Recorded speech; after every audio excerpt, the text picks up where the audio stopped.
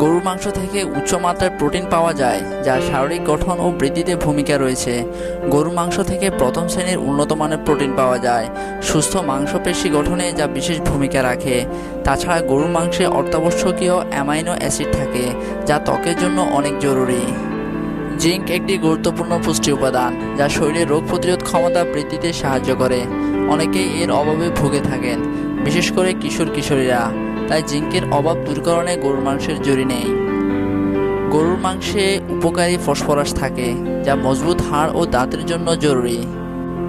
গরুর মাংসের আয়রন শরীরে ভালোভাবে শোষিত হয়। আয়রনযুক্ত অনেক খাবারের তুলনায় গরুর মাংস অনেক বেশি আয়রন দিয়ে থাকে, যা রক্ত স্বল্পতা দূরীকরণ এবং শরীরের সব কোষে অক্সিজেন সরবরাহে সাহায্য করে। তাই শরীরে আয়রনের ঘাটতি পূরণে গরুর মাংস বিশেষ ভূমিকা রাখতে পারে। গরুর মাংসের মধ্যে প্রাপ্ত ভিটামিন শরীরের শক্তি